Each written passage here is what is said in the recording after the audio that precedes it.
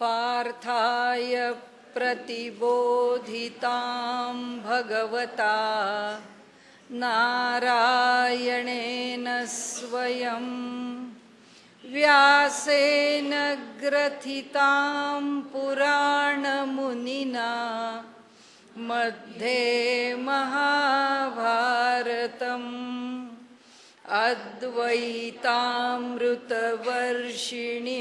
भगवतीम् अष्टादशाध्यायिनीम् अम्ब त्वामनुसन्दधामि भगवद्गीते भवद्वेषिणीम्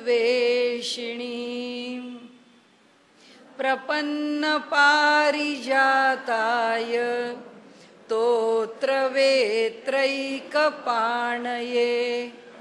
ज्ञानमुद्राय कृष्णाय गीतामृतदुहे नमः। सद्गुरु प्रपन्नपारिजाताय स्तोत्रवेत्रैकपाणये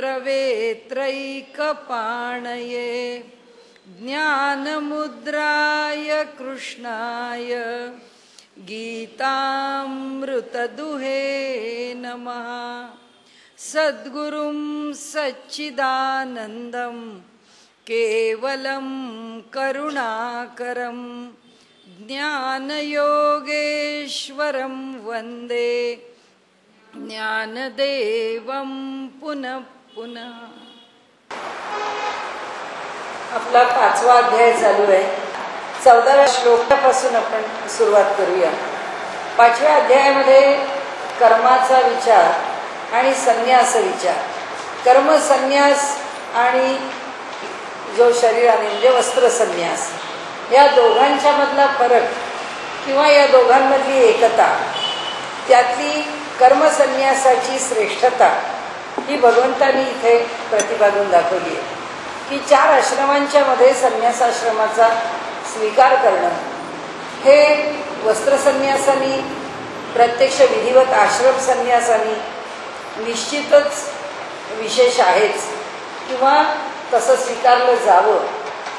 पण सगळेच जण संन्यास, वस्त्र संन्यास स्वीकारतील किंवा विधिवत चतुर्थाश्रम स्वीकारतील असं नाही आहे, आणि तो स्वीकारलाच पाहिजे असा आग्रह पण नाही। आणि तो का नाही आहे त्याकरता त्यांनी इथे विशेष चर्चा केली आहे।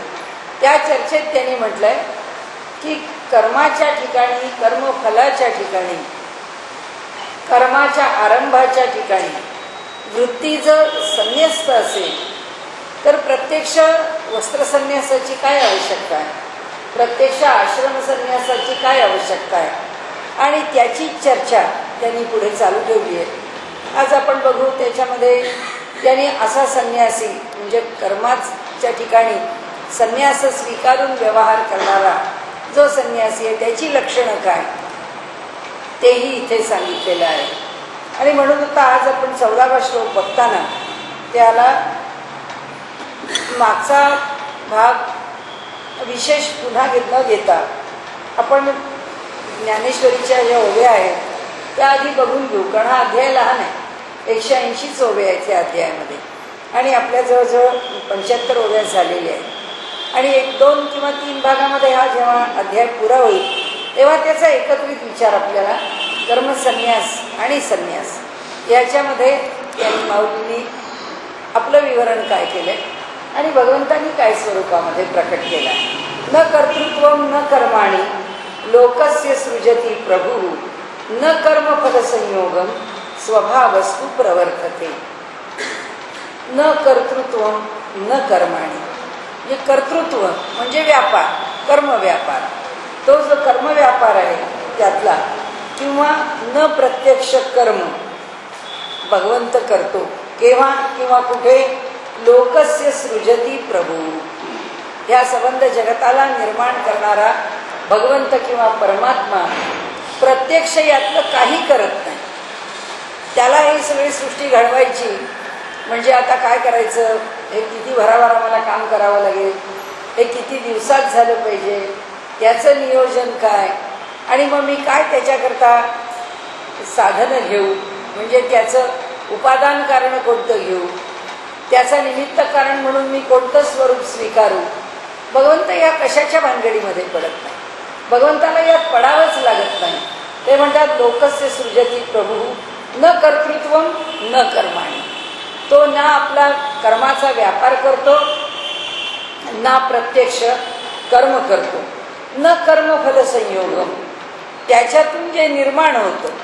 कारण आता कर्माचा व्यापार आहे, कर्तृत्व आणि कर्म याच्यामध्ये संकल्प आहे, व्यापारामध्ये संकल्प आहे की ही सृष्टी कशी निर्माण करायची आहे. त्याचा एक संकल्प आहे की बा आम्ही ज्या ब्रह्मांडामध्ये राहतो या ब्रह्मांडाला काय द्यायचं आहे आपल्याला, की 2 डोळे, 2 कान, 2 हात, 2 पाय, देहाची ही अशा प्रकारची रचना, त्यांचं अशा अशा प्रकारचं स्थान, हा सगळा काय आहे त्याचा कर्म व्यापार. आता हा कर्माचा जो व्यापार आहे ते त्याचं कर्तृत्व आहे. त्यांनी जे आम्हाला घडवून दिलेलं आहे त्याला योग्य असणारी अशी सृष्टी त्यांनी निर्माण केली. या सृष्टीतलं आम्हाला काय बघायला मिळावं, या सृष्टीतलं आम्हाला काय त्याला दाखवायचं नाही आहे, त्या न दाखवण्यामध्ये त्याला काय गंमत आहे, ही सगळी सूक्ष्म सृष्टी आहे, आम्हाला माहीत नाही आहे, आम्ही पाहिलेली नाही. परंतु जसा जसा शोध लागू लागला तसं तसं शास्त्रज्ञांना आनंद व्हायला लागला की अरे आपल्याला रक्ताच्या आत एवढे घटक असतात, माहीत नाही. या प्रत्येक घटकाचं हे काम असतं, आम्हाला माहीत नाही. कोलेस्ट्रॉल म्हटलं तरी किती प्रकारचं, त्यातलं कोणतं उपयुक्त, कोणतं निरुपयोगी, कोणतं स्वीकार्य, कोणतं त्याज्य. म्हणजे माणसाला साखर शरीर चालवायला हवी आहे का, तर हवी आहे, कारण ऊर्जा हवी आहे. पण डायबिटीज झाला की ती कंट्रोल्ड पाहिजे, ती नियंत्रणात पाहिजे. म्हणजे जे हवं आहे पण ते किती हवं आहे.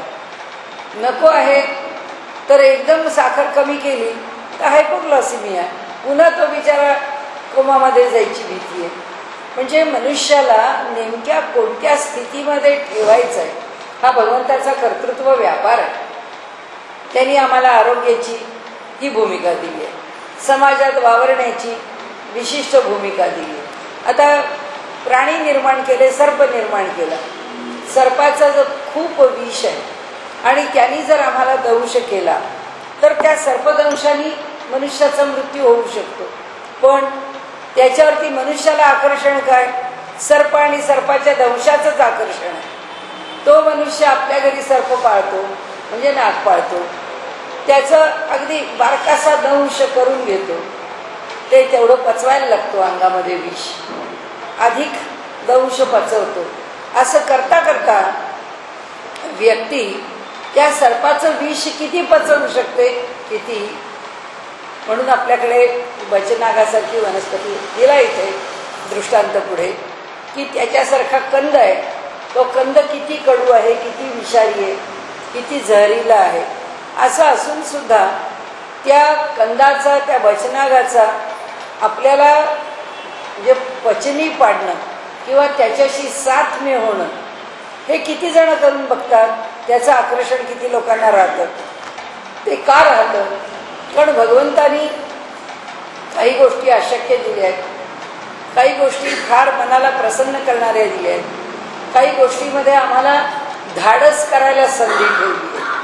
अशा प्रकारे भगवंताचं कर्तृत्व जे आहे ते पूर्ण विचारांनी युक्त आहे आणि ही सगळी सृष्टी परस्परांच्यावरती अवलंबून आहे. म्हणून वेदांनी ह्या सगळ्या सृष्टीविषयी किंवा एकूण आमच्या जीवनाविषयी जो काही स्पष्टीकरणाचा भाग दिलेला आहे त्याच्यामध्ये जी सूत्र मांडली आहेत त्या सूत्रात त्यांनी सांगितलं आहे की परस्पर आश्रयत्व, ही संबंध सृष्टी एकमेकांच्या आश्रयावरती चालते.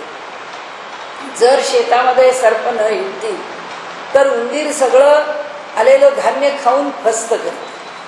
म्हणजे सर्प तिथे पाहिजे. आपण मग देवानी काही चांगले चांगले प्राणी निर्माण करायचे, अहो एक कशाला विषारी प्राणी निर्माण केले. पण जीवोजीवस्य जीवनम, प्रत्येक जीव, प्रत्येक जाती ही काही निरर्थक नाही आहे, तिचं काहीतरी प्रयोजन आहे. तिचं जसं त्यांनी प्रयोजन दिलं आहे तसं ती जाती दुसऱ्याच्या उपजीविकेचं साधन दिले. आणि त्याच वेळी तिच्या प्रयोजनाशिवाय तिला उपद्रव पण दिला. का दिला? कारण देवाने हे संबंध जग द्वंद्वात्मक निर्माण केलं. या जगात द्वंद्व आहे, चांगलं पण आहे, वाईट पण आहे. आपल्या प्रत्येकाकडे मी असं वागतच नाही, मी वाईट असं शक्यच नाही. प्रत्येक मनुष्याच्या ठिकाणी काहीतरी दोष आहेच. तो खूप मनुष्य परिपक्व असेल तर आपला दोष प्रकट होऊ देणार नाही, लोकांना कळू देणार नाही. पण म्हणजे त्याच्याकडे दोष नाही असं कसं? त्याच्या ठिकाणी दोष आहेत. प्रत्येकाकडे काही ना काही दोष आहे, कमी प्रमाणात आहे, जास्त प्रमाणात आहे. का आहे? कारण देवाने ही सृष्टी निर्माण करताना अशीच केली की गुणदोषांनी एकत्र आहे, त्याचं संमिश्रण आहे. गुण आणि दोष दोन्ही मनुष्याच्या. त्याला या सृष्टीला जे द्यावंसं वाटलं ते त्यांनी दिलं आणि म्हणून त्यांनी सांगितलं की त्याचं जे कर्तृत्व आहे ते कर्तृत्व खरं म्हणजे हे सगळं त्याचंच अचाट कर्तृत्व आहे. खरं म्हणजे हे सगळं निर्माण होणार तर त्याच्या सामर्थ्याशिवाय निर्माण होणारच नाही. हे जरी खरं असलं तरी सुद्धा ते म्हणतात की याच्यामध्ये भगवंत पडलेलाच नाही. कारण हे जरी त्यांनी निर्माण केलं आहे तरी सुद्धा ते म्हणतात की लोकस्य सृजती प्रभुः न कर्म फल संयोगम. कोणाशीच नाही, न कर्तृत्वम न कर्माणी न कर्मफल संयोगम. कोणाशीही संयोग नाही, कर्तृत्वाशी पण नाही, कर्माशी पण नाही आणि त्या कर्माच्या फलाशी पण नाही. जन्माला मानवासारखा एक इतका सुंदर असा जीव जन्माला घातला, त्याला कितीतरी सुंदर सुंदर गोष्टी दिल्या, उत्तम गुण दिले, उत्तम रूप दिलं, उत्तम बुद्धी दिली, उत्तम गळा दिला, उत्तम कौशल्य दिलं, त्याच्याकडे काय नाही दिलं, अनेक प्रकार त्याला दिले. एवढं सगळं देऊन सुद्धा भगवंतांनी असं काही म्हटलं नाही की ही सगळी सृष्टी आहे ना, या सृष्टीमध्ये केलं मी पुष्कळ निर्माण, पण माणूस मला जरा जास्त प्रसन्न आहे, जास्त पसंत आहे, मी त्याच्यावर प्रसन्न आहे असं काही भगवंत म्हणत. कारण तो म्हणतो याच्याशी माझं काही देणं घेणंच नाही. जो तो आपापल्या परीने व्यवहार करतो आहे. मग कोण कोणाच्या परीने व्यवहार करतो आहे? न कर्मफल संयोग. भगवंतांनी निर्माण केलेल्या सृष्टीशी तो जोडला गेलेला नाही आहे, तो त्याच्यामध्ये आसक्त नाही आहे. ही सृष्टी किती उत्तम निर्माण झाली, मी आता अगदी तृप्त झालो असं भगवंत म्हणत नाही. म्हणाले कसं झालंय? स्वभावस्तू प्रवर्तते. मग हे जग निर्माण कसं झालं? जर त्याचं कर्तृत्व पण नाही, जर त्याचं कर्म पण नाही आणि त्या कर्माचं फल पण जर तो स्वीकारत नाही तर मग हे निर्माण कसं झालं? तर म्हणाले अगदी स्वाभाविक. स्वाभाविक म्हणजे प्रकृत्या. हे सगळं निर्माण कोणी केली? स्वभावस्तू प्रवर्तते. ती प्रकृती निर्माण करते. त्या प्रकृतीला शक्ती दिली आणि परमात्म्याने आपला संकल्प दिला. चला आता ही सृष्टी निर्माण होऊ दे की झालं, सुरू झालं प्रकृतीचं काम. त्याच्या संकल्पात सगळंच आहे. भगवंताच्या संकल्पात ही सृष्टी कशी निर्माण व्हावी हे त्याच्यामध्ये ठरलेलंच आहे. आता भगवंतांनी निर्माण केलेल्या सृष्टीत दुसऱ्या सृष्टीवरचा मनुष्य इथे येतो, अशी कल्पना मनुष्य करतो आणि त्याच्यातून कथा उभी करतो, तर ती कथासुद्धा प्रभावी उभी राहते. भगवंताचं कर्तृत्व इतकं प्रभावी आहे की त्याच्यापुढे मनुष्याची कल्पनाशक्ती उभी राहू शकत नाही. म्हणजे भगवंताचा संकल्प म्हणजे भगवंताची कल्पनाशक्ती या सृष्टीच्या मागे किती आचाट आहे, नाही कल्पना करता आली. आपण 2 सिनेमे बघितले. आत्ता चालू असलेला पीके आणि तो इंग्रजीमध्ये निर्माण झालेला अवतार. त्यांनी आपल्या अवतार शब्दाशी जवळ घेतलेला, काय त्या स्पेलिंगचा उच्चार करायचा असेल, ती पण सृष्टी बघून, त्यांनी दाखवलेला कथाभाग बघून मनुष्याची बुद्धी काही फार या सृष्टीला जाण्याला पुढे गेली आहे असं वाटत नाही. अनेक कथा आपल्याला जर सायन्स फिक्शन्स आपण वाचली तर त्या फिक्शन्समध्ये सुद्धा ह्या सृष्टीच्या विषयी कसे शोध, कसे बोध, ते जर कादंबऱ्या वाचल्या, त्या कादंबऱ्या वाचून सुद्धा आपल्याला कळतं की हे सगळे शोध फार अलीकडचे. जूल वर्नाच्या कादंबऱ्या आहेत त्या सगळ्या. त्या कादंबऱ्यांच्या मधून त्यांनी journey to the centre of earth वगैरे अशा प्रकारची जी पुस्तकं निर्माण केली आहेत त्याच्यामध्ये कसा प्रवास केला गेला, काय असेल जर आम्ही अगदी पृथ्वीच्या गर्भापाशी तिच्या केंद्रबिंदूपाशी पोचलो तर पोचेपर्यंत काय घडेल कल्पना आहे. म्हणजे जसं थिअरॉटिकल फिजिक्स आहे की नुसत्या आमच्या शास्त्रीय पातळीवरती तत्वतः भौतिकशास्त्र मांडायचं, तर तशा भौतिकशास्त्रावरती आधारित त्यांनी कादंबरी उभी केली आहे. काही मोठी फार प्रभाव पाडत नाही, परकीयांची आहे म्हणून त्याचं कौतुक करायचं एवढाच भाग आहे. परंतु काही माणसाच्या बुद्धीची झेप त्या निर्मितीशी काही टक्कर देऊ शकेल अशी असत नाही. त्यांनी इथे सांगितलं की भगवंताला तर ह्याच्याकरता काही करावंच लागत नाही. ना तो आपलं कर्तृत्व पणाला लावतो, ना तो कर्म करतो, ना त्या कर्माचं फल बघून तृप्त होतो. आपल्याला साधं आपलं घर बांधलं आणि बांधलेल्या घराचं इंटिरियर केलं की आपल्याला वाटतं वा काय आपली सौंदर्य दृष्टी. आपल्याला जे जाणवलं अगदी सगळं मी बारीक सारीक विचार करून केलंय असं मनुष्य त्या एवढ्याशा घरामध्ये केलेल्या त्या सगळ्या आपल्या कर्तृत्वाचा इतका काही आनंद, इतकं काही समाधान घेत असतो. भगवंत ते सुद्धा घेत. भगवंत एवढी सृष्टी निर्माण करतो पण त्या सृष्टीमध्ये तो कुठेच अडकलेला नाही, तो निर्लेप आहे. आपल्याला या ठिकाणी पुन्हा भगवान श्रीकृष्ण योगयोगेश्वर श्रीकृष्ण त्या परब्रह्माचं निर्लेपपण इथे दाखवतात. ते म्हणतात अर्जुना मी तुला मी सांगतो आहे, तो मी किती निर्लेप आहे हे तुला समजून घ्यावं लागेल. कारण का तर ते सांगतात की जैसा का सर्वेश्वरू पाहिजे तव निर्व्यापारू परी तोची रची विस्तारू त्रिभुवनाचा. हा जो सर्वेश्वर आहे पाहिजे तव निर्व्यापारू, तो निष्क्रिय आहे, तो उदासीन आहे. उपनिषदांचं वचन आहे. तो अव्यय आहे, तो निष्क्रिय आहे, तो उदासीन आहे. तरी म्हणाले तरी कवणे कर्मी न शिंपे, पण कोणत्याही कर्मामध्ये अडकत नाही. आणि म्हणाले जे हातू पावो न लिंपे उदास वृत्तीचा.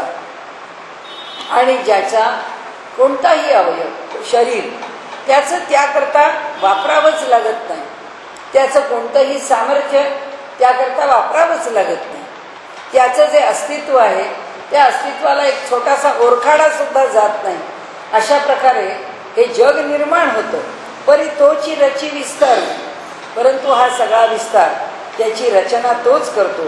त्रिभुवनाचा, ही सगळी भुवनं त्याच्याकडून उभी केली जातात.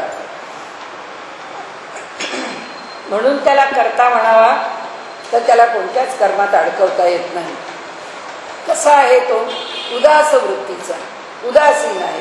योगनिद्रा तरी न मोडे, म्हणाले त्याची जी सहज स्थिती आहे. योगनिद्रा म्हणजे त्याचं आपल्या मूळ स्वरूपाशी नातं किंवा जे जोडले पण किंवा जे काही त्याचं लक्षण ते तर काही आपल्याला कळणं शक्य नाही आणि त्याचं वर्णन करता येणार नाही.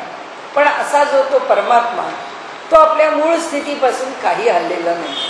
म्हणजे आमचं एवढं ब्रह्मांड उभं राहिलं पण परमात्म्याला काही फरक पडला नाही. परमात्मा जसा आहे तसाच आहे.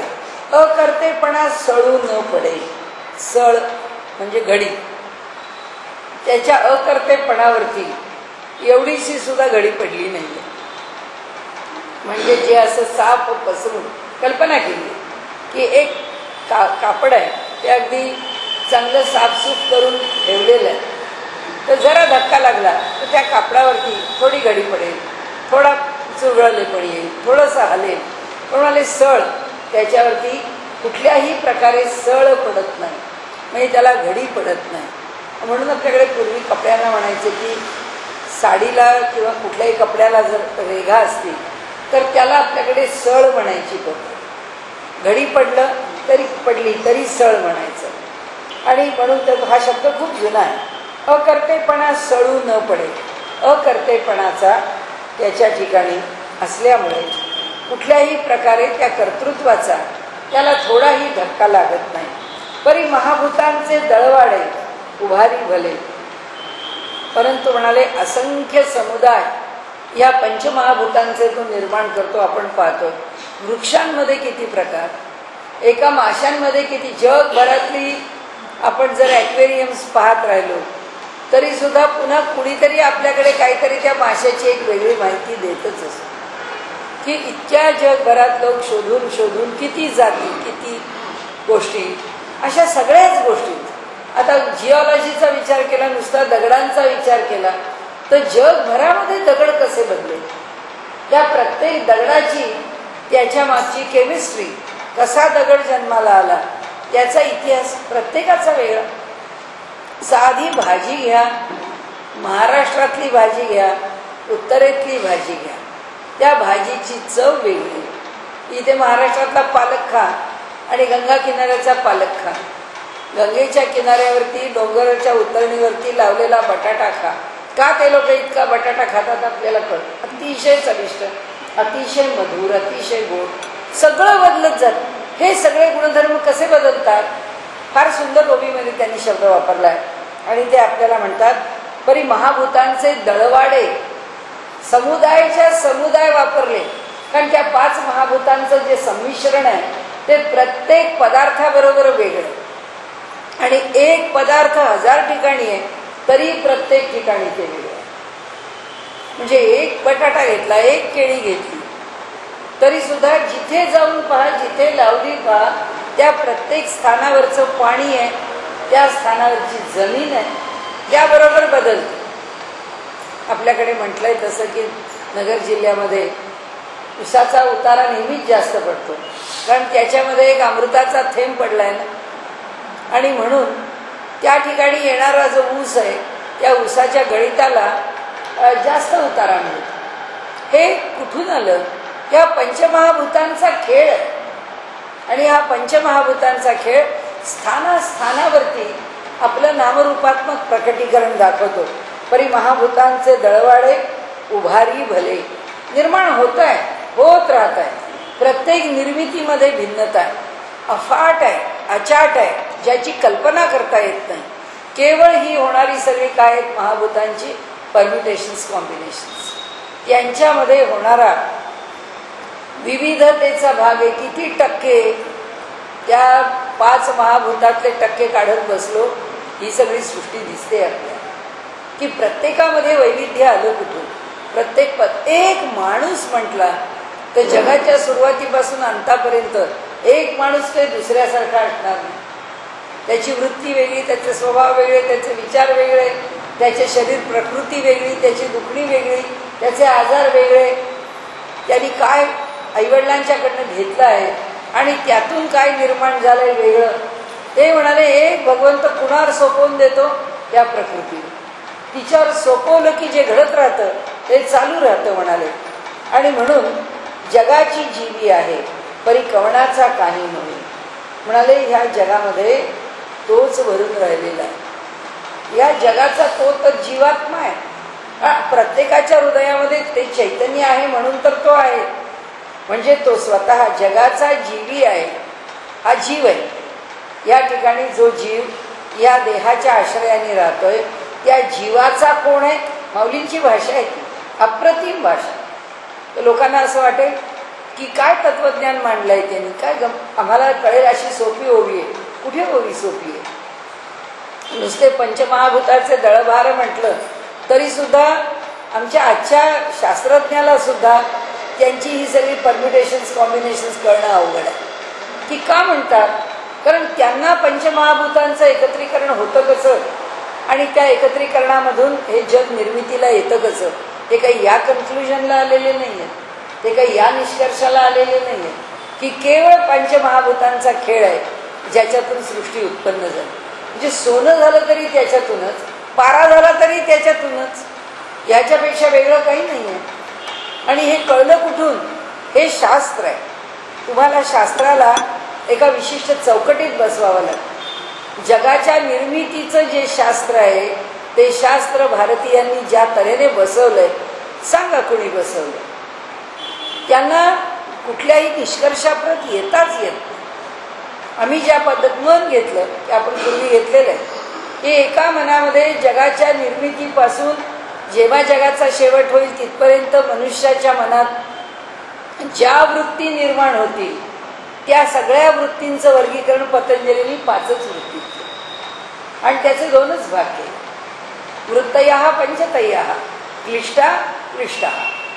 वृत्ती 5 प्रकारच्या आहेत. एक क्लेशकारक आहेत आणि एक अक्लेशकारक. एक दुःख देणारे आहेत आणि एक केवळ सुख देणारे आहे. केवळ सुख म्हणजे दुःखाच्या पार्श्वभूमीवर नाही. या 5 वृत्ती कोणत्या? प्रमाण, विपर्यय, विकल्प, निद्रा आणि स्मृती. संपलं. आम्ही झोप घेतो हे काय आहे सांगा बरं? जगात कोणी लिहिलंय? झोपेवरती त्यांनी सांगितले झोप ही फक्त वृत्ती आहे. कशी आहे वृत्ती? अभाव प्रत्ययालंबना वृत्तीर्निद्रा. अभावाच्या म्हणजे अभाव हाच जो प्रत्यय, हेच ज्या वृत्तीला आलंबन आहे, आधार आहे, ती निद्रा. कशी आली? कसा अभ्यास आहे? कसं शास्त्र मांडणं आहे? हे दुसरं काय आहे? तेच शास्त्र माऊलींनी प्राकृत वेड होईल मनुष्य. ज्ञानेश्वरीचं खरंच एखादा शास्त्रज्ञ या ज्ञानेश्वरीचं भाषांतर वाचेल तर तो म्हणेल याच्यापेक्षा आणखीन सोप्या शब्दात काय तत्वज्ञान येईल. आणि म्हणून लोकांना असं वाटतं ज्ञानेश्वरी तत्वज्ञान नाहीच आहे, नुसतं काव्यच आहे. कारण भाषा इतकी सहज आहे, भाषा इतकी सोपी आहे. परी महाभूतांचे दळवाडे उभारी भले, जगाचा जीवी आहे. साध सूत्र घेतलं तत्वज्ञानाचं. धर्म आणि धर्मी. धर्मी मिरची आहे, धर्म तिखटपणा आहे, खडे मीठ आहे. धर्मी खडे मीठ आहे, खारटपणा धर्म. या जगामध्ये ज्ञान करून घेण्याकरता ही जोडी आहेच. याच्यामध्ये आंबा गोड आहे, आंबा धर्मी, त्याचा धर्म गोडी आहे. आता हे जे सूत्र आहे या सूत्रामध्ये आता आम्ही जीवापुरतं आपण आपल्यापुरतं उदाहरण घेऊ की हा देह आहे. ह्या देहामध्ये काय धर्म आहे? ह्या अन्नमय कोशामध्ये हा जो बाहेरचा देह आहे याला व्यापार करण्याकरता जी जी इंद्रिय दिलेली आहेत त्या त्या इंद्रियाच्या पातळीवरती आम्ही व्यापार करतो. पायाने चालतो, हाताने काम करतो, डोळ्यांनी पाहतो, कानाने ऐकतो. हे सगळं जे काही आम्ही करतो ते कुणाच्या बळावर करतो? आमच्या इथे हा जीव आहे. हा जीव आहे की या जीवाला देह धारण करायला लागला. आता तो त्यांनी का केला? कर्मा करता. तो विषय आता आपल्याला नको, आपला विषय आता वेगळा. आता जीवाच्या ठिकाणी जे चैतन्य आहे त्या चैतन्यामुळे, त्या शक्तीमुळे हा देह काम करतो. ती शक्ती कोणती आहे? जीवाच्या ठिकाणी जीवाला शक्ती दिली कोणी? जीव चैतन्य आहे, कारण तो परमात्म्याचा अंश आहे. मग त्याला शक्ती कोणी दिली? प्राण. हा देह चालवायला या जीवाच्या ठिकाणी मिळालेली शक्ती काय? तर प्राण. त्या प्राणाच्या शक्तीवरती हा देह चालतो. म्हणजे ह्या चालणाऱ्या देहाचे गुणधर्म जे प्रकट होतात त्याचं अधिष्ठान कोण? जीव. आता हा जीव जो आहे ह्या जीवाला कोणी जन्माला घातलं? ते माऊली सांगतात जगाचा जीवी आहे तो.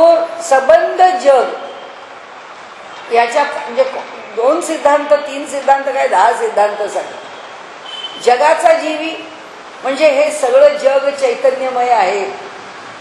या सगळ्या जगामध्ये हे टेबल म्हटलं तरी या टेबलाचा जीवी आहे. या टेबलाला जगवणारा आहे कोणीतरी.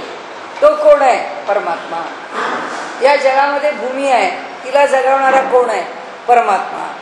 त्यांनी सांगितलं, इथे ते सांगतात की अहो या जगाचा जीवी म्हणजे जीव आणि जीव, जीवी, धर्म आणि धर्मी, त्या पातळीवर ते सांगतात की हे सगळे जे जीव आहेत जन्माला आलेले त्या जीवांचा जीवी कोण आहे? आम्ही जीव आहोत सगळे. आम्ही कुणाच्या जीवावर आहोत? आपण म्हणतो ना आता हे सगळे आमचे उद्योग कुणाच्या जीवावर चालतात? आईवडिलांनी एवढे पैसे कमावून ठेवले आहेत म्हणून तर आमचे सगळे उद्योग चालतात. म्हणजे त्याच्या सगळ्या उद्योगांचा जीवी कोण आहे? तर वडिलांची पुष्कळ मोठी संपत्ती. तसं हा जीव एवढा देह धारण करून काही ना काही उद्योग करतो. ह्या उद्योग करणाऱ्या, या देह धारण करणाऱ्या जीवाचा जीवी कोण? ते म्हणाले हा परमात्मा. हा जो परमेश्वर आहे तो, पण तो त्याचा जीवी असून सुद्धा तो त्याच्यात पडत नाही. म्हणजे कशात पडत नाही? कर्मफल.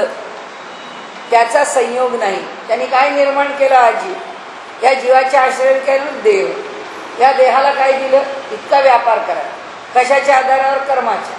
सगळं बांधून दिलं, सगळं करून दिलं, पण त्याचा न कर्म फल संयोगम, पण त्यांनी निर्माण केलेल्या कर्माच्या फलाशी त्याचा संयोग नाही, तो कशाशीही जोडला गेला नाही. आता जगाचा जीवी आहे म्हणजे जग कोणी निर्माण केलं? कर्म करणारा कोण आहे? तो आहे. पण तो म्हणतो का मी कर्म केलं आहे? तेही तो म्हणत नाही. न कर्तृत्वम, ना तो आपलं कर्तृत्व म्हणतो की भगवंत म्हणत नाही हे माझं कर्तृत्व आहे, हे जग मी निर्माण केलं नाही. म्हणून भगवंत ना कर्तृत्व ना कर्म ना कर्मफल याचा स्वतःकडे कोणताही संग धारण करत नाही. मग काय होतं? कशामुळे होतं? स्वभावजहा. स्वभाव म्हणजे प्रकृती. निर्माण कोणी केलं? प्रकृतीने. म्हणून इथे म्हटलं की स्वभावस्तु प्रवर्तते, प्रकर्षेण वर्तते. नुसतं वर्तते नाही, प्रवर्तते.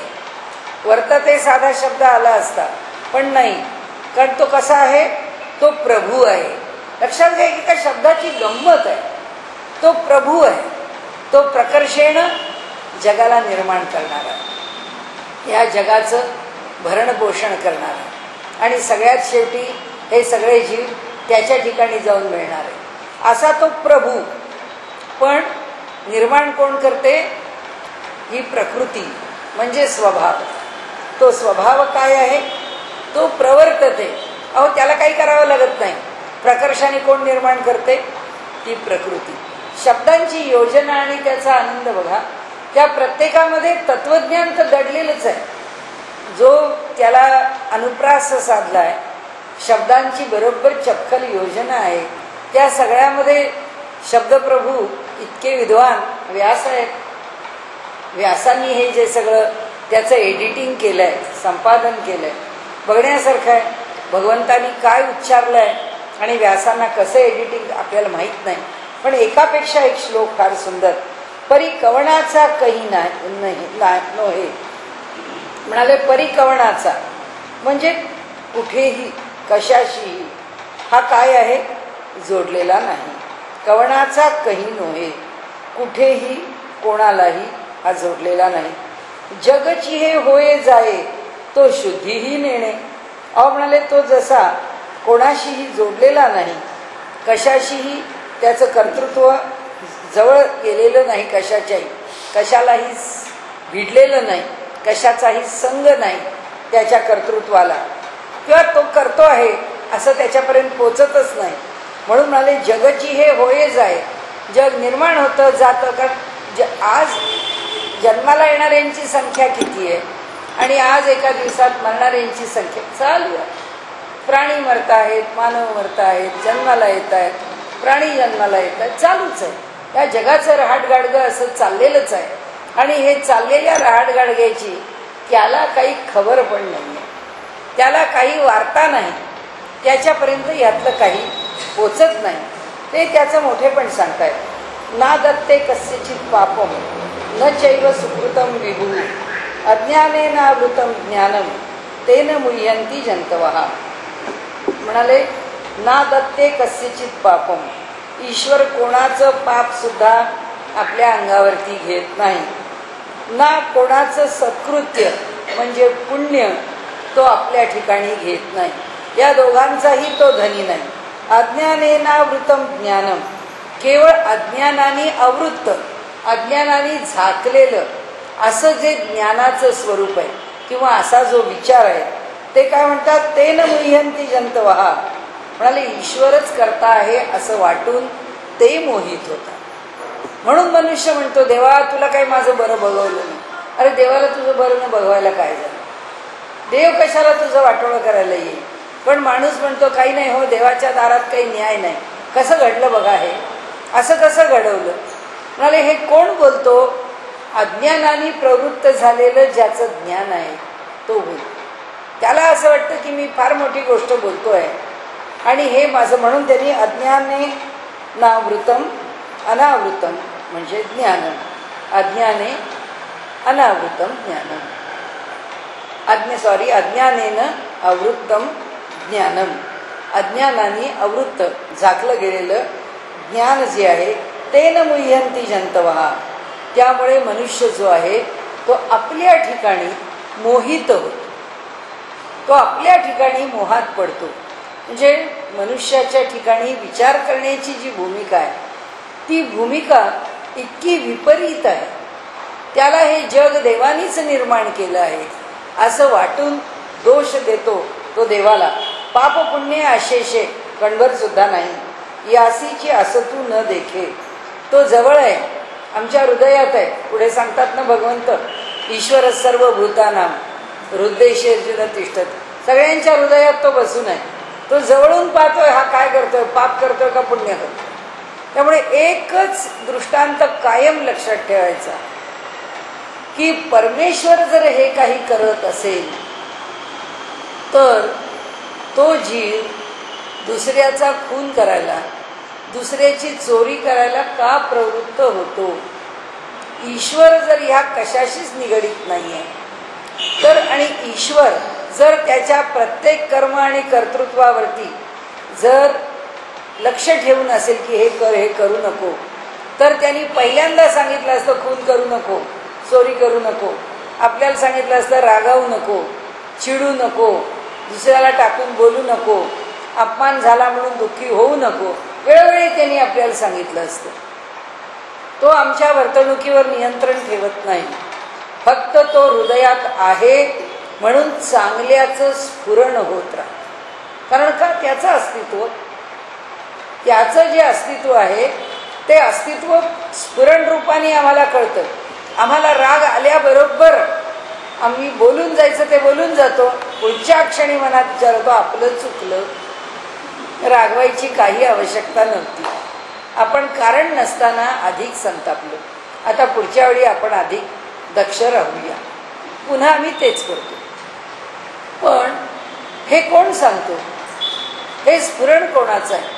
तो आत्मा, तो परमात्मा आमच्या हृदयात आहे. म्हणून सतत चांगल्याचं स्फुरण आहेच आमच्या इथे. पण आम्ही कशावरती चालतो? आम्ही आमच्या संस्कारांवर, आम्ही आमच्या पूर्वकर्मावर, आमच्यावरती जे संस्कार आम्ही घेऊन आलोय प्रभावाने या जन्मात, त्याच्यावर व्यवहार करतो. म्हणून त्यांनी इथे सांगितलं, अहो तो कोणाचंही पाप घेत नाही, तो कोणाचंही पुण्य घेत नाही. आमच्या जवळ पासीची असतू न देखे. आमच्या अगदी जवळ आहे, आमच्या हृदयात आहे. मला एखादा माणूस खून करून आला आणि त्याच्या हृदयातल्या परमात्म्याला विचारलं, काय हो तुम्ही याच्या हृदयात बसला, यांनी खून केला का? म्हणून मला माहीत नाही.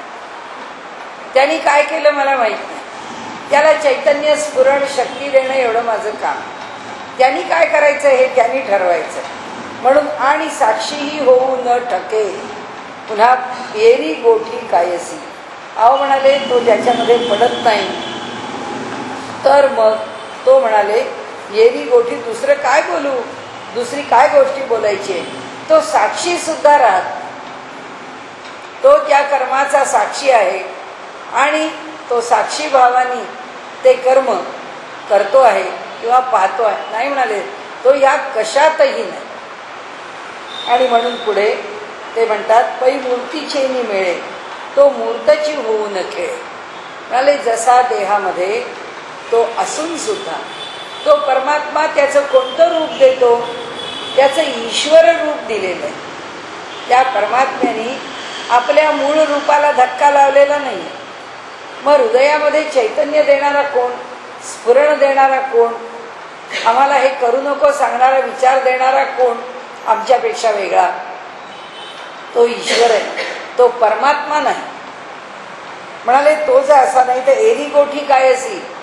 जर तो साक्षी पण नाही आहे आमच्या हृदयामध्ये तर बाकीच्या गोष्टी काय बोलायच्या आहेत? पै मूर्तीचे मिळे. परंतु ईश्वराची सगुण मूर्ती झाली. भगवंत कृष्ण झाला, भगवंत राम झाला, भगवंत नरसिंह झाला, भगवंत विठोबा झाला. म्हणाले भगवंतानी ही रूप धारण केली. तो मूर्तची होऊन खेळे. तो विठोबा मात्र मूर्त होतो, आविष्काराला येतो आणि तो मूर्त होऊन खेळतो. खेळतो म्हणजे लीला करतो, खेळतो म्हणजे व्यवहार व्यापार करतो. कसा व्यापार करतो?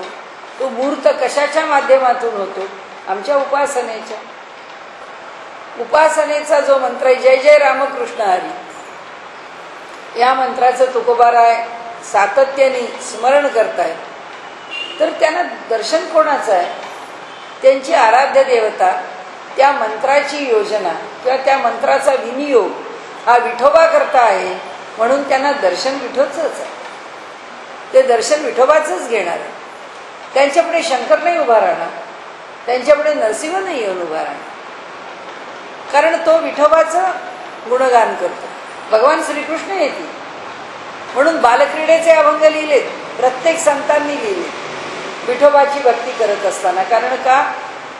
तर त्या बालक्रीडा किंवा भगवंत, कृष्ण रूपातला भगवंत हा विठ्ठल रूपामध्ये, म्हणून ते इथे सांगतात जेव्हा तो मूर्त होतो, तो मूर्त झाल्यानंतर रामाच्या पुढे बसून जर कृष्णाची भक्ती केली तर राम म्हणतो हे काय, माझा अवतार राम अवतार आहे, तुम्ही कृष्णाच्या अवतारातल्या गोष्टी काय इथं सांगता?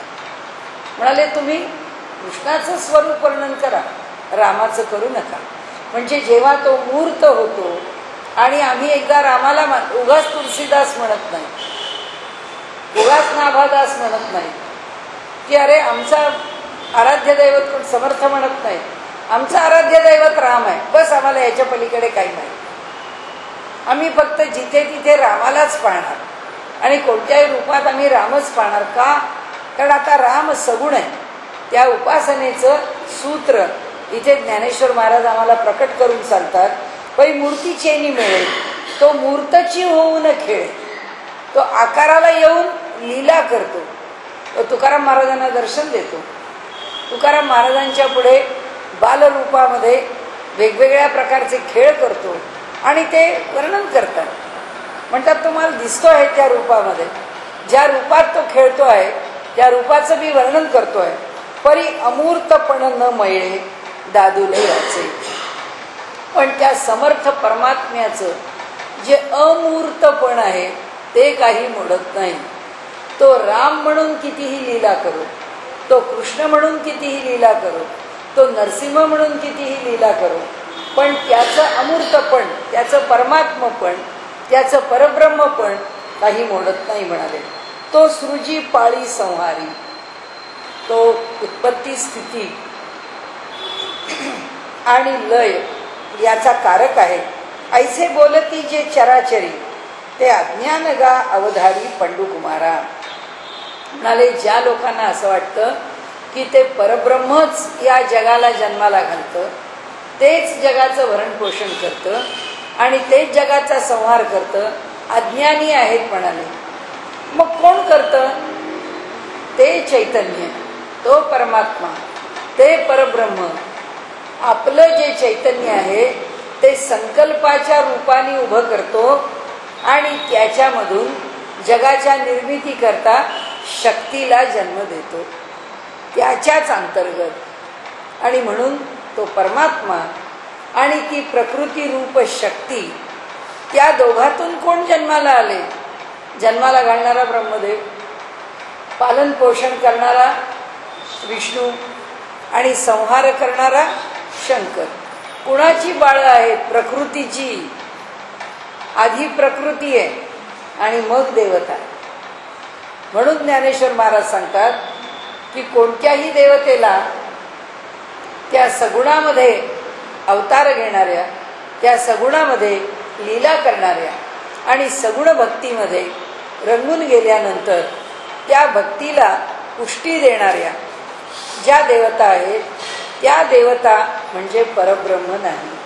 आता विषय परब्रह्माचा चालला आणि त्यामुळे ते परब्रह्म नाही. ज्ञानेन तु तज्ज्ञानम येषाम नाशितमात्मना तेषाम आदित्यवत ज्ञानम प्रकाशयती तत्परम. म्हणाले ज्ञानेन म्हणजे परमात्म्याच्या ज्ञानाने, तू तत् अज्ञानम म्हणाले त्याच्यातून ते जे अज्ञान आहे ज्यांचं, येषाम त्यांचं, नाशितम आत्मना त्या अज्ञानाचा नाश केला जातो. तेषाम आदित्यवत ज्ञानम ते ज्ञान म्हणजे परमात्म स्वरूपाचं यथार्थ ज्ञान. गीताकारांची अपेक्षा काय आहे आमच्याकडून? त्यांची अपेक्षा एकच आहे, आम्ही शहाणं व्हावं, आम्हाला परमात्मा म्हणजे काय समजावं, आम्हाला परब्रह्म म्हणजे काय समजावं. आम्ही त्या सगुण आणि निर्गुणाला आणि सगुण निर्गुणाच्या खेळाच्या पलीकडे, निर्गुण कुणाला म्हणतो? ओंकाराला पण म्हणतो. आणि ओंकाराचं स्वरूप सगुण पण आहे, ओंकाराचं स्वरूप निर्गुण पण आहे आणि सगुण निर्गुणाच्या तो अतीत पण आहे. म्हणून ते आपल्याला इथे सांगतात की परमात्म्याच्या यथार्थ ज्ञानाने ज्याच्या अंतःकरणामधलं अज्ञान निघून गेलेलं आहे किंवा आत्म्याने ज्याच्या अंतःकरणाचा त्या ज्ञानाने नाश केलेला आहे, तेषाम आदित्यवत ज्ञानम प्रकाशयती तत्परम. त्यामुळे एकदा त्याचा नाश झाला त्या अज्ञानाचा की त्या परम वस्तूला तो ज्ञानी पुरुष कसा बघतो? सूर्यासारखा. सूर्याचं जसं तेज आहे, सूर्याप्रमाणे ते ज्ञान त्याला अज्ञानाच्या बाहेर काढून प्रकाशित करतं. केवळ तो ज्ञानामध्ये राहा, केवळ ज्ञानाची प्राप्ती. ते अज्ञान जरी समूळ तुटे, ते अज्ञान मुळापासून तुटून जातं. तरी भ्रांतीचे मसैरे फिटे, भ्रांतीची काजळी, भ्रांत. आत्ता सुद्धा आपल्या मनामध्ये आपण जेव्हा अभ्यास करत असतो तेव्हा सगुण, निर्गुण, प्रकृती, पुरुष, परमात्मा ही जी सगळी संकल्पनांची एक जे भेंडोळ आहे ते आपल्या डोळ्यापुढे गरगर गरगर फिरत असते. आपल्या विचारांच्या मध्ये सुद्धा गडबड गडबड होत असते. का होत असते ती गडबड? त्याचं कारण असं आहे की त्या संकल्पना आम्हाला अजून स्पष्ट झालेल्या नाही. परमात्म स्वरूप आम्हाला यथार्थपणे कळलेलं नाही. जर आम्हाला ते यथार्थपणे कळलं तर आमच्या मनामध्ये हा संभ्रम शिल्लक राहणार नाही. म्हणून ते सांगतात ज्याला यथार्थपणे ज्ञान झालेलं आहे त्याच्या अंतःकरणामध्ये संभ्रम नाही. त्याच्या अंतःकरणामध्ये त्या ज्ञानामुळे स्वच्छ चित्र प्रकट आहे की या जगामध्ये त्या परमात्म्याचं कोणतं स्वरूप अनुभवता येतं. या जगामध्ये आम्ही परमात्मा नेमका कोणत्या स्वरूपात उपासतो, भजतो, हे स्वरूप आम्हाला केव्हा कळेल? जेव्हा त्या अज्ञानाची आत्यंतिक निवृत्ती होईल. जोपर्यंत तशी होत नाही तोपर्यंत आम्ही त्या भ्रमात आहोत. म्हणून ते सांगतात त्या भ्रांतीला दूर करतो. भ्रांतीचे मसैरे फिटे. ज्ञानेश्वर माऊली म्हणतात भ्रांतीची जी काजळी आहे ती काजळी दूर होते. मग अकर्तृत्व प्रकटे ईश्वराचे. मग ईश्वर कसा या सगळ्यामध्ये कार्यकारी नाही, तो कसा अलिप्त आहे. हे जग कसं निर्माण झालं त्या निर्मितीमध्ये ईश्वराचा कोणताही सहभाग नाही हे आम्हाला कळेल. आता आपण म्हणून आम्ही इतक्या वेळा गीता वाचली, इतक्या वेळा ज्ञानेश्वरी वाचली, इतक्या वेळा त्याचा अर्थ पाहिला, इतक्या वेळा त्याचा अर्थ केला. प्रवचनकार म्हणून नुसता केला नाही, मी सांगितलं सुद्धा. उपयोग काय? नुसतं शब्द बंबाळ आहे. ते आम्हाला भासलं पाहिजे, त्याला ते जाणवलं पाहिजे, किमान ते भासलं तर पाहिजेच पाहिजे. त्या स्थितीवरती तरी तो आला पाहिजे. त्या भासमान होण्याच्या स्थितीत तरी स्वच्छ प्रकाश पडेल की नाही माहीत नाही, पण निदान त्याची जाणीव अशी होत नाही.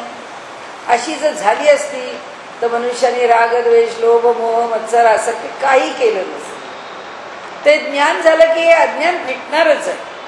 जोपर्यंत आमच्याकडे हे आहे तोपर्यंत आम्ही प्रवचन करून आणि प्रवचन ऐकून आम्हाला काही प्राप्त झालेलं. नायम आत्मा प्रवचनेन लभ्यः न बहुधा श्रुते. म्हणाले हा आत्मा प्रवचन केल्याने लाभत नाही. हे फक्त शब्दाचे खेळ आहे आणि शब्दाचे खेळच फक्त जोपर्यंत मनुष्य करतो ते त्याचं वास्तव बनत. जेव्हा वास्तव बनेल, केवळ परमात्मा आहे आणि केवळ परमात्म्याचं स्मरण आहे, तेव्हा काही शिल्लक राहणार नाही. ते सगळं अस्तित्वात येईल, वास्तवात येईल. म्हणून मग अकर्तृत्व प्रकटे ईश्वराचे. एथ ईश्वरू एकू अकर्ता. एकता एक ईश्वर मुळामध्ये तो काहीच करत नाही, तो अकर्ता आहे. ऐसे मानले जरी चित्ता तरी तोची मी हे स्वभावता आधीची आहे. आता माऊलींचा युक्तिवाद आहे. माऊली म्हणाले याचा काय लाभ होतो? तू जर मनापासून जाणून घेशील की तो परमात्मा एकटा एक अकर्ता आहे, बाकीचे सगळे कर्तृत्वाने संपन्न आहेत, कर्तृत्वाने युक्त आहे. त्या प्रत्येकाच्या ठिकाणी कर्तृत्व जोडलं गेलं, त्या नामानी ते जोडले गेले, त्या रूपानी ते जोडले गेले. अगदी साधं बोलायचं तर राम नामाने जोडलाय, त्याच्या रूपाने कोदंडधारी सहस्रनाम असतील, पण रामाला त्याची गुण आणि लक्षणं आहेत. जिथे गुण आणि लक्षणं आहेत तिथे त्या रूपातलं ज्ञान आहे. माऊली म्हणतात त्या परमात्म्याला तसं काही नाही, तो अकर्ता आहे. कारण आता हे तत्वज्ञान सामान्य उपासनेचं नाही आहे, आता हे तत्वज्ञान ज्ञानाचं आहे. आणि म्हणून ते सांगतात की जर आम्हाला आतून पूर्ण कळलं की तो परमात्मा अकर्ता आहे, तो काहीही करत नाही, मग मी कोण आहे? मी जर त्याचा अंश आहे, मी पण अकर्ता आहे. इतकं ते म्हणतात सोपं आहे. आणि म्हणून ते एक ईश्वरू एकू अकर्ता, एकटा एक अकर्ता आहे. ऐसे मानले जरी चित्ता, हे जर आमच्या चित्ताला पूर्णपणे ठसलं, जर कळलं, तरी तोची मी हे स्वभाव. मग मी स्वाभाविकपणे, प्रकृत्या, नैसर्गिकपणे मी तोच आहे, तर आधीची आहे. ऐसेनी विवेके उदो चित्ती, अशा प्रकारे चित्तामध्ये विवेक म्हणजे ज्ञान उत्पन्न व्हावं. तयासी भेदू कैचा त्रिजगती, देखे आपुलिया प्रतीती जगची मुक्त. आता असा विवेक जर चित्तामध्ये निर्माण झाला तर तयासी भेदू कैचा त्रिजगती, त्याला ह्या त्रिलोकामध्ये भेद कुठून दिसेल? त्याला भेदच दिसणार नाही. एका परमात्मा तत्वाशिवाय, एका परब्रह्माशिवाय काही दिसणार नाही. असं असतं का हो? म्हणून आपल्यासमोर संतांची चरित्र की नाथ महाराजांनी एवढी ती रामेश्वराहून आणलेली कावं, की त्या गाढवाच्या मुखामध्ये ते गंगाजळ घातलं, म्हणजे ते काशीहून रामेश्वराला न्यायचं आणि तो सगळा पूर्ण करायचा विधी. तर आता कुठे गेली? काशीहून आणलेली कावड रामेश्वराला गेलीच नाही, इथेच संपली. का? कारण भेदच नाही. तिथे पोचून याचा स्वीकार किंवा त्याचं समर्पण हे तिथे व्हावं. कुठेही केलं तरी समर्पणच आहे. ही भावना जेव्हा एकात्म भावाने रुजली, नामदेव त्या कुत्र्याच्या मागे तुपाची वाटी घेऊन धावतात, काही भेद नाही. सगळ्या संतांच्या ठिकाणी आपण जर पाहत गेलो तर भेद आपल्याला दिसत नाही. कारण का? तर त्याच्या अतीत गेले.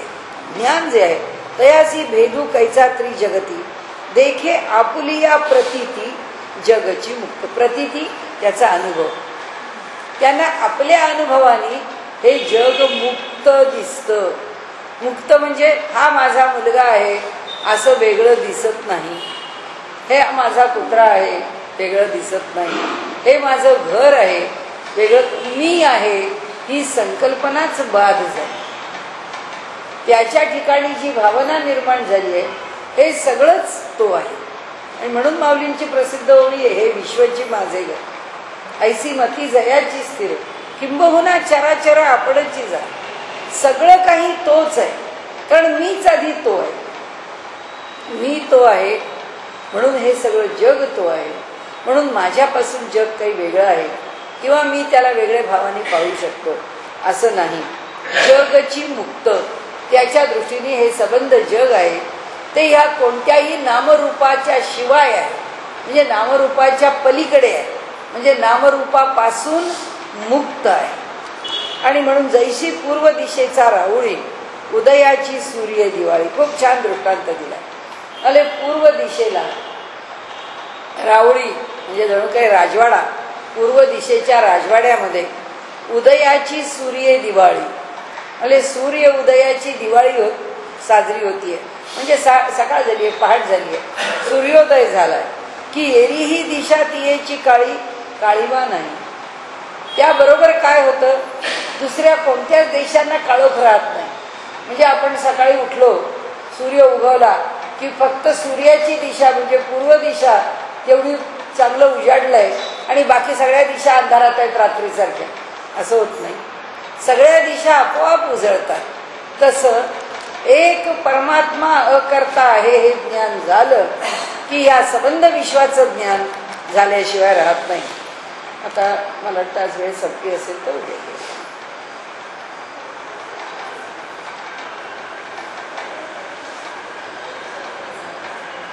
7:51 तद्बुद्धय सदात्मानस्तन्निष्ठास्तत्परायणा गच्छन्त्य पुनरावृत्ती ज्ञान निर्धूत कल्मषाः. म्हणाले त्याची बुद्धी, ज्याला ज्ञान झालं आहे त्याची बुद्धी कशी असते? त्याची बुद्धी त्या ईश्वराच्या ठिकाणी, ईश्वर म्हणजे परमात्मा, परब्रह्म, परब्रह्माच्या ठिकाणीच राहिलेली आहे, समर्पित आहे. आणि दुसरी तदात्मानं, तोच आत्मस्वरूप आहे, मी नाहीच, तोच. नंतर तन्निष्ठा, त्याच्याशिवाय अन्य निष्ठाच संभवत नाही. निष्ठा संभवत नाही म्हणजे आता त्याच्यापेक्षा आपल्या व्यवहारामध्ये आपण बोलतो की आपल्या प्रायोरिटीज काय आहेत ठरवा. तो भक्त म्हणतो मला प्रायोरिटीजच नाही आहे, एक ईश्वर, बस संपला विषय, त्याच्याशिवाय मला दुसरं काही नाही. एक त्याचं नाम, एक त्याचा छंद, एक त्याची आवड, याच्यापेक्षा दुसरं काही संभवत नाही. आणि म्हणून तन्निष्ठा, एकच निष्ठा आहे, एकच दिशा माहिती आहे, एकच विचार माहिती आहे, एकच भूमिका आहे. आणि ती भूमिका इतकी पक्की आहे. आणि म्हणून त्यांनी इथे सांगितलं या ठिकाणी की तन्निष्ठा तत्परायणा, आणि त्याच्या ठिकाणी तो परायण आहे, म्हणजे त्याच्याशी तो जोडला गेलेला आहे, त्याच्याशी, त्याच्यापासून त्याला विस्मरण नाही. आणि परायण, जसं भक्तिपरायण म्हणजे त्याला समर्पित केलं, आपला भाव समर्पित झालाय. गच्छन्त्य पुनरावृत्ती ज्ञान निर्धूत कल्मषाः, त्याला पुन्हा या पृथ्वी लोकावर यावं लागत नाही. ज्याच्या ठिकाणी ज्ञानाच्या योगाने सगळे दोष नष्ट झालेले आहेत, अशा पुरुषाला पुन्हा जन्म घ्यावा लागत नाही. म्हणजे आता काय काय झालं बघा, त्याची बुद्धी त्याच्या ठिकाणी समर्पित, त्याच्या ठिकाणी त्याचा आत्मभाव म्हणजे मी हा जीव आहे, काही नाही, मी फक्त ते ब्रह्मच आहे. तन्निष्ठा, त्याच्याशिवाय अन्य वृत्ती नाही. तत्परायणाः, त्याचा त्याला निध्यास लागलेला आहे. त्याला गच्छन्त्य पुनरावृत्ती म्हणजे तो पुन्हा आवृत्त होत नाही, पुनरागमन त्याला नाही. ज्ञान निर्धूत कल्मषाः, ज्ञानाच्या योगाने ज्याचे सगळे दोष दूर केलेले आहेत, नष्ट झालेले आहेत, त्याला पुन्हा इथे येणं नाही. बुद्धिनिश्चयी आत्मज्ञान, ब्रह्मरूप भावी आपणा आपण, ब्रह्मनिष्ठा राखे पूर्ण, तत्परायण अहर्निशी. बुद्धिनिश्चय, बुद्धीचा निश्चय झालेला. बुद्धी आता गीताकारांच्या भाषेतच कशी आहे, निश्चयात्मिका बुद्धी, त्याची बुद्धी निश्चयात्मिका झालेली आहे. आता सगळ्याच्या मागे पुष्कळ शब्दच्छल आहे, सगळ्याच्या मागे पुष्कळ बारीक बारीक किस काढत बसलो तर काही कमी नाही. आता त्याची निश्चयात्मिका बुद्धी का झाली? कारण त्या निश्चयात्मिका बुद्धीमध्ये बुद्धीचा निश्चय कोणाच्या जीवावर होतो? स्मरणाच्या जीवावर. कारण अंतःकरण चतुष्टयामध्ये मन, बुद्धी, चित्त आणि अहंकार. गीताकारांनी फक्त चित्त शब्द घेतलाय आणि चित्तामध्ये काय म्हटलंय? मन आहे, बुद्धी आहे आणि अहंकार. मग स्मृतीला कुठे टाकलं? या बुद्धीत टाकलं. ही बुद्धीसहित स्मृती किंवा स्मृतीसहित बुद्धी. आता बुद्धी निश्चयात्मिका केव्हा झाली? जेव्हा बुद्धीचं बाकीचं सगळं स्मरण लोपलं. स्मरणच राहिलं नाही कशाचं. हा माझा पुत्र आहे, हे माझं घर आहे, ही माझी विद्या आहे, हे माझे पैसे आहेत, हे मला मिळवायचं, यातलं काही राहिलं नाही. ते जे स्मरण आहे ते स्मरण 100% संपलं आणि बुद्धीचा निश्चय काय झाला? फक्त एक परमात्मा. मग त्याला हे सगळे पर्यायी शब्द दिले त्यांनी आपल्याला. म्हणून ते सांगतात की बुद्धी निश्चय, बुद्धीचा निश्चय झाला म्हणून आत्म्याचं यथार्थ ज्ञान झालं. तो ब्रह्मरूप भावी आपणा आपण. ब्रह्मरूप भावामध्ये म्हणजे कसा झाला तो आत्मनस्तनिष्ठा. आता आत्मन आपल्या ठिकाणी केवळ आपणा आपण काय समजू लागला, केवळ ब्रह्म, तो नाहीच ब्रह्मच. आता पुढे ब्रह्मनिष्ठा. एका ब्रह्मनिष्ठेमध्ये बुद्धीत दुसरी वृत्ती शिल्लक राहत नाही. म्हणजे चित्तातलं स्मरण संपलं, चित्तातलं मन संपलं, संकल्प विकल्प करणार, चित्तातला अहंकार संपला. आणि गीताकारांनी काय सांगितलं, त्याची बुद्धी तद्बुद्धया, त्याची बुद्धी निष्ठावान झाली. शब्द बघा एकाच्या नंतर एक कसं की तो स्वतः ब्रह्म झाला. पहिल्यांदा बुद्धीने निश्चय केला. काय केला की ज्या निश्चयामध्ये दुसरी वृत्ती शिल्लक राहिली त्या निश्चयामध्ये तो स्वतःला काय समजू लागला, आपण स्वतःच ब्रह्म आहे. त्याच्या पुढे काय झालं, एकच वृत्ती शिल्लक राहिली, ती म्हणजे ब्रह्माची निष्ठा. एक ब्रह्म, याशिवाय काही नाही, त्याच्याशिवाय दुसरं स्मरण नाही राहिलं शिल्लक. परायणा आणि त्याचा ध्यास. सातत्याने तेवढी एकच गोष्ट डोळ्यापुढे उभी आहे, सातत्याने तेवढ्या एकाच गोष्टीचं अनुसंधान आहे, तेवढंच राहिलं. मग आता ज्याला असं ज्ञान झालेलं आहे त्या ज्ञानाने त्याचे सगळे दोष धुवून गेलेले आहेत आणि आता तो पुनरावर्तनाने इथे येत नाही आहे. म्हणून ब्रह्मनिष्ठा राखे पूर्ण तत्परायण हरनिशी. ऐसे व्यापक ज्ञान भले जयाची या हृदया ते गिवसत आले. ज्याच्या हृदयाला असं व्यापक ज्ञान शोधत आलं, गिवसत आले, तयाची समता दृष्टी बोले विशेषू काही. त्याच्या ठिकाणचा जो साम्य भाव आहे तो काही विशेष आहे. काय बोलतो आहे, एक आपणपची पा जैसे, म्हणजे आपणच स्वतः ब्रह्मस्वरूप तो पाहतो आहे. ते देखती विश्व तैसे, हे बोलणे कायसे नवलू येथ. म्हणजे काय सांगावं मी आपल्याला, तो स्वतःला जर फक्त ब्रह्मच समजतो तर ते जे दृश्य विश्व आहे ते देखती विश्व तैसे. कसा देखती, तो जसा आपल्याला आपल्या ठिकाणी ब्रह्मभावात पाहतो तसा तो सगळं विश्व ब्रह्मरूपातच पाहतो, त्याशिवाय वेगळ्या रूपात तो विश्वाला पाहत नाही. हे बोलणे काय असे नवलू येतं. हे काय आपल्याला सांगायचं, हे मोठं म्हणजे नवल असं म्हणून मी आपल्याला सांगतो. हे काही विशेष नाही आहे. एकदा ब्रह्मभाव प्राप्त झाला की हा अनुभव असाच आहे, तो असाच येणार. परी दैव जैसे कवतिके. आता नुसते दृष्टांत आहेत आणि याच्यावरचं निरूपण संपवणे. परी दैव जैसे कौतिके, म्हणजे दैव कौतुकाने म्हणजे चुकून सुद्धा कधी दैन्य पाहू शकत नाही. कारण दैव म्हणजे भाग्य, भाग्याच्या पुढे दैन्य कसं येऊन उभं राहील. त्यामुळे भाग्याला दैन्य म्हणजे काय आहे माहीत नाही. काहीचे दैन्य न देखे का विवेकू हा नोळखे भ्रांती तेजी. किंवा विवेक ज्ञान ज्याला झालेलं आहे त्याला भ्रांती म्हणजे काय माहीत नाही. कारण लोक आपण म्हणतो आमच्या डोक्यामध्ये फार गोंधळ उडला हो, आता काय करावं काही कळत नाही. असा ब्रह्मनिष्ठ पुरुष गोंधळ कशाचा असतो. त्याच्या दृष्टीने गोंधळ नावाची काय गोष्ट आहे. गोंधळ कशाला म्हणतात, कारण त्यांच्यासमोर विवेकी बुद्धी आहे, त्या बुद्धीसमोर भ्रांती येऊ शकत नाही.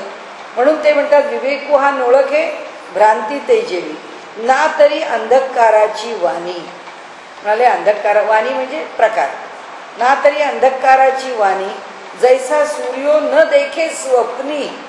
प्रत्यक्षात तर पाहतच नाही, पण सूर्याला स्वप्नात सुद्धा अंधकार माहीत, स्वप्नात सुद्धा सूर्य अंधकाराला पाहत नाही.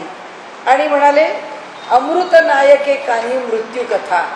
अमृताला कुठं माहिती आहे मृत्यूची कथा काय आहे, मृत्यू नावाची काय गोष्ट असते.